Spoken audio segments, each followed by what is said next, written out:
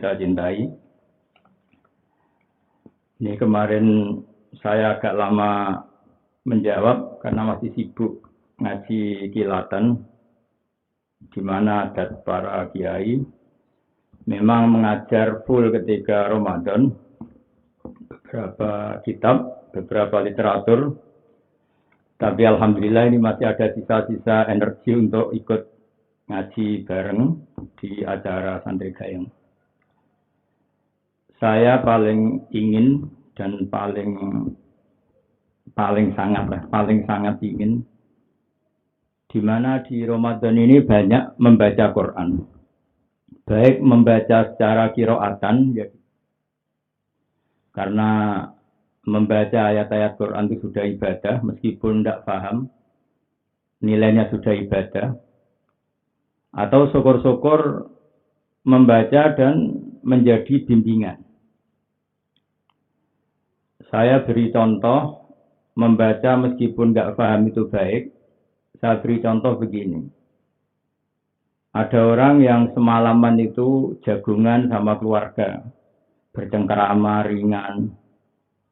Ya bercengkrama saja, mungkin cerita masa lalu, cerita lucunya cucu atau lucunya anak. Tapi di malam itu ditulis oleh malaikat bahwa malam itu keluarga ini tidak maksiat. Tidak dugem, tidak narkoba, tidak ke tempat-tempat yang maksiat. Ini pentingnya ngaji. Jadi saya lama sekali ngaji usul fikih sama abahnya Gus Yasin, Haji Memon Zubair.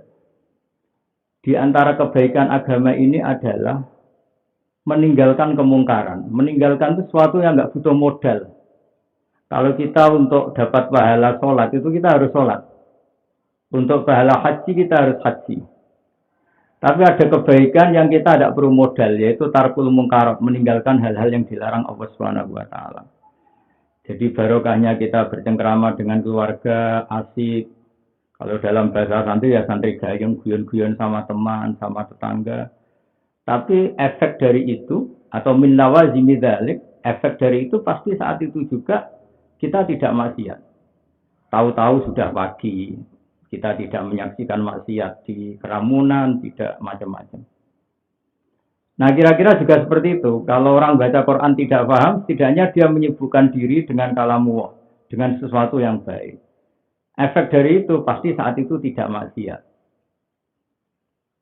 Sehingga kalau ada orang tanya, kenapa sih Gus baca Quran tidak paham kok dapat pahala? Satu jawabannya itu kalamu. Nomor dua, sebagian kebaikan itu adalah meninggalkan kemaksiatan. Dan meninggalkan kemaksiatan itu bisa dilakukan dengan hal-hal yang gampang. Maka di antara kelebihannya Ramadan itu ada kalimat, ada naumus shaim ibadah. Tidurnya orang puasa itu sudah ibadah. Filosofinya gimana?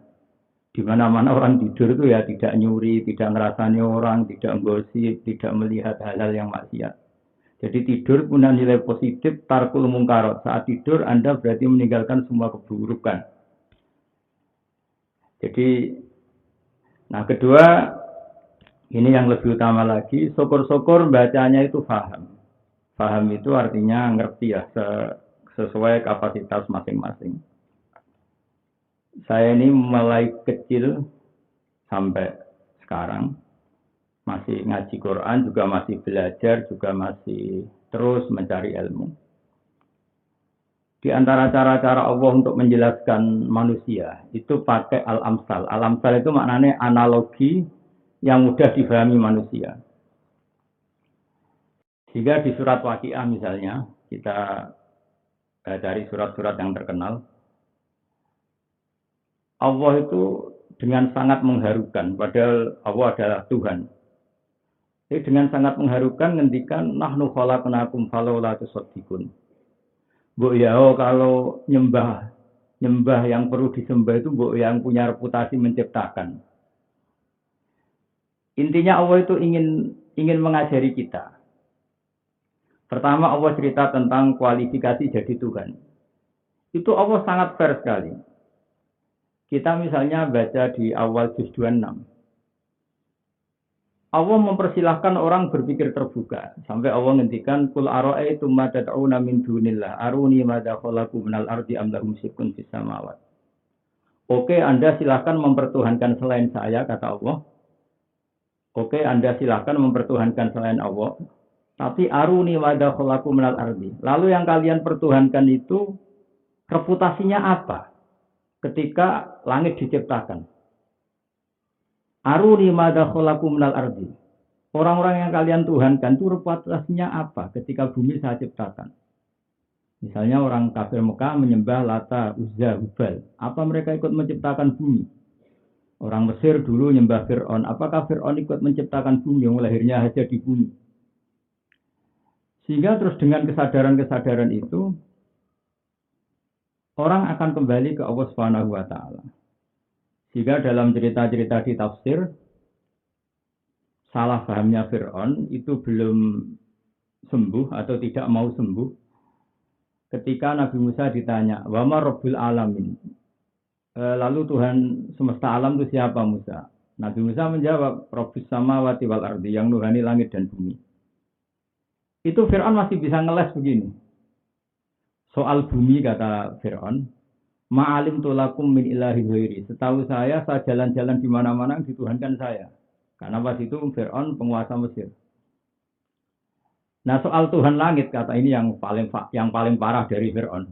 Juga bahaya bagi kita. Saya ulang lagi juga bahaya bagi kita. Dia bilang ke Haman. Haman itu arsitekturnya Fir'aun yang bagian nangani bangunan. Ya Haman ibnili sorhal la'ali abdul asbab. Haman saya bikinkan piramida yang setinggi-tingginya. Saya mau naik ke sana. Kemudian saya ingin melihat Tuhannya Musa. La'ali attali'u ila ilahi Musa. Saya akan melihat Tuhannya Musa. Apa betul ada di langit? Nah, ini sama-sama repot. Saya katakan bahaya bagi kita begini. Andai kan Fir'aun itu berkeyakinan Tuhan kita di langit dan dia naik betul. Itu pasti tidak melihat Allah. Kita yang muslim saja tidak bisa melihat Allah, apalagi Fir'aun. Dan kalau tidak melihat, dia akan berpikiran Tuhan itu tidak ada. Ini kan repot. Padahal dia bikin piramida itu supaya melihat Tuhannya Musa. Sementara Fir'aun tidak akan mungkin melihat Tuhan. Kita saja tidak mungkin, apalagi Fir'aun. Maka di sini dibutuhkan kecerdasan. Ini pentingnya Nabi. Nabi itu di antara sifatnya harus fatonah, punya kecerdasan. Sidik, amanah, tabligh, fatonah. Jadi definisi Tuhannya langit dan bumi itu Fir'aun masih nggak mau sembuh dari kesesatannya. Akhirnya Nabi Musa beralih argumentasi. Dan itu cukup menyudutkan Fir'aun. Yaitu dengan mengatakan Rabbukum wa Rabbu abaikumul awwalin. Yaitu yang menuhani kamu dan yang menuhani leluhur kamu. Akhirnya di komunitas itu, di rapat itu, karena pas itu banyak pengawalnya, juga banyak punggawanya. Kalau sekarang mungkin ya banyak kabinetnya. Tuhan itu siapa? Musa. Yang nuhani nenek moyang kamu. Itu separuh dari pengawal Fir'aun itu banyak yang Islam. Karena kalau Fir'aun itu Tuhan, berarti nenek moyangnya itu tidak punya Tuhan. Karena Tuhannya baru lahir. Ada tahun kelahirannya, ada KTP-nya, ada mungkin aktenya. Nah ini kan jadi aneh. Makanya nyifati Tuhan dengan istilah Tuhanmu dan yang nuhani leluhur kamu. Mereka baru tersentak sadar ya. Kalau Fir'aun Tuhan, banyak Tuhannya siapa? Tuhannya aja baru lahir kemarin. Nah itu termasuk argumentasi yang mematahkan keangkuhan Fir'aun mengaku sebagai Tuhan. Itu juga cara-cara kita untuk mendekatkan Allah lewat membaca Al-Quran. Jadi membaca Al-Quran itu qiraatan wa tadabburan, membaca secara kita baca atau ya syukur-syukur dia ngenangan.